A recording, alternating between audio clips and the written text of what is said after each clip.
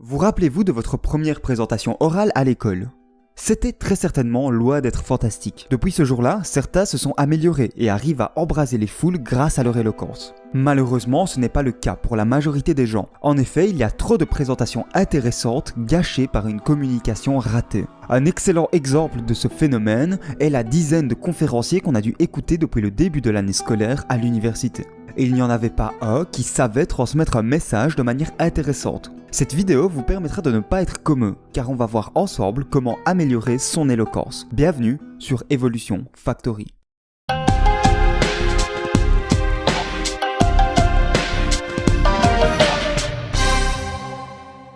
Tout d'abord, c'est quoi l'éloquence ? L'éloquence, c'est l'art de bien parler. C'est un concept assez large qui englobe l'articulation, le volume de notre voix, notre débit, la tonalité de votre voix, entre autres. Mais avant de rentrer dans les détails, j'ai deux remarques importantes à faire. Numéro 1, la confiance en soi est un boost énorme pour votre éloquence. En effet, en étant sûr de soi, vous avez moins de chances de commettre des erreurs fréquentes comme parler trop bas ou mâcher vos mots. Du coup, si vous voulez gagner confiance en vous pour améliorer votre éloquence, je vous renvoie vers ma vidéo sur le sujet, qui sera dans les fiches et dans la description.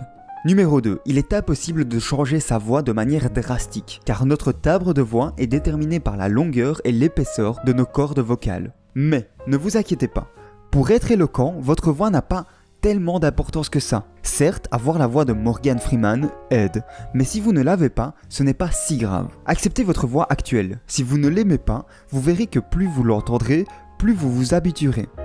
Maintenant, rentrons dans le vif du sujet et démarrons avec le plus important de tous les conseils, qui est articuler. Articuler est essentiel car cela rend votre discours plus clair et agréable à écouter. Sauf si vous faites du mumble rap, vous avez tout intérêt à bien vous faire comprendre immédiatement, sans avoir à vous répéter.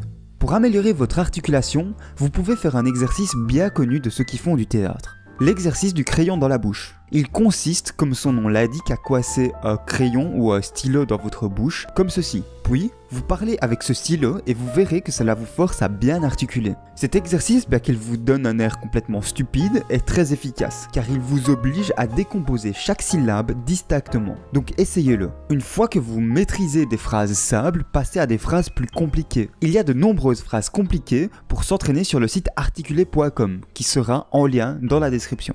Une fois l'articulation maîtrisée, passez au deuxième concept très important qui est la gestion de sa voix. Il y a 3 composantes auxquelles on doit faire attention lorsque l'on s'exprime. Le volume de notre voix, la tonalité de notre voix et le rythme. Au niveau du volume, il y a de grandes chances pour que vous parliez trop bas. Dites-vous que votre interlocuteur ne doit avoir aucun mal à vous entendre. Donc n'hésitez pas à parler fort. Attention cependant à ne pas tomber dans l'autre extrême. Parler fort ne veut pas dire crier non plus. Il faut trouver un juste milieu. Parfois vous vous trouverez dans des endroits bruyants, comme un bar ou un concert. Pour se faire entendre dans ce type d'endroit, il vaut mieux projeter sa voix plutôt que de crier. Je vous mettrai un article dans la description pour apprendre comment faire ça. Ensuite, au niveau de la tonalité, il est toujours plus agréable d'écouter une voix plus grave. Et ce, même si c'est une femme qui parle. Rappelez-vous, on ne peut pas changer drastiquement sa voix. Cependant, il y a quelques techniques pour la rendre plus grave. N'essayez pas de descendre dans les graves en forçant sur votre voix, au risque de parler comme Rambo. Mais essayez plutôt les quelques techniques suivantes. La technique du Elle consiste à parler en mettant entre chaque mot. Cela vous aidera à comprendre comment on fait pour parler de manière plus grave. Respirer du ventre et être relaxé lorsque vous parlez sont deux autres manières de rendre votre voix plus grave.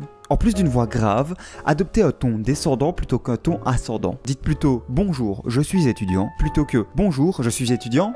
Affirmer quelque chose avec un ton descendant inspire l'autorité, alors qu'affirmer avec un ton ascendant inspire l'incertitude. Concernant votre rythme de parole, il ne faut pas aller trop vite pour éviter un bombardement d'informations, ni trop lentement pour ne pas être ennuyeux. Mais en général, ralentir son débit est une bonne idée, car on a tendance à aller beaucoup trop vite quand on est stressé. Il est aussi extrêmement important de supprimer les pauses sonores involontaires comme les et de les remplacer par des pauses muettes volontaires. Les premières sont très agaçantes à entendre, alors que les suivantes créent un discours plus posé et donc plus agréable à écouter. Vous pouvez aussi caler votre rythme en fonction du contenu, en ralentissant sur les passages importants et en accélérant sur les passages moins importants. De plus, accentuer les mots-clés de vos phrases est une bonne façon d'avoir une manière de parler dynamique. Il y a une règle générale pour les 3 composantes que je viens de citer. Cette règle, c'est qu'il faut apprendre à varier. Que ce soit pour casser la monotonie, pour réagir en fonction de la situation ou pour s'adapter à l'interlocuteur, varier ces 3 paramètres est un moyen d'augmenter son éloquence. Quand on parle d'éloquence, certains font la distinction entre la forme et le fond. Je trouve cette distinction plutôt superficielle car un certain type de contenu peut vous aider à être plus éloquent.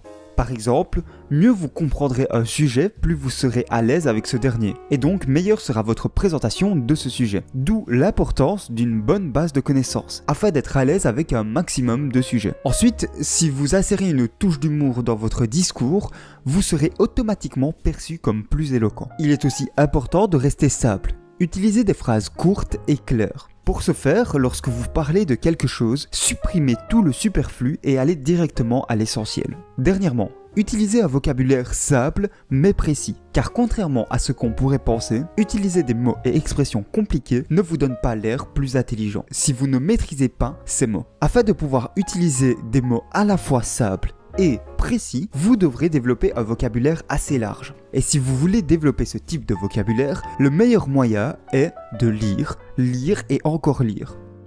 Avant de passer à la méthode pratique, il y a 2 éléments à ne pas négliger, car même s'ils ne sont pas directement liés à votre manière de parler, ils ont une influence sur votre éloquence perçue. Le premier élément est votre prestance. Je vais ici la décomposer en 4 éléments. Premièrement, le regard. Rien ne trahit un manque de confiance en soi comme un regard dirigé vers le sol. Si vous voulez capter l'attention, votre regard ne peut se trouver que sur votre interlocuteur ou public.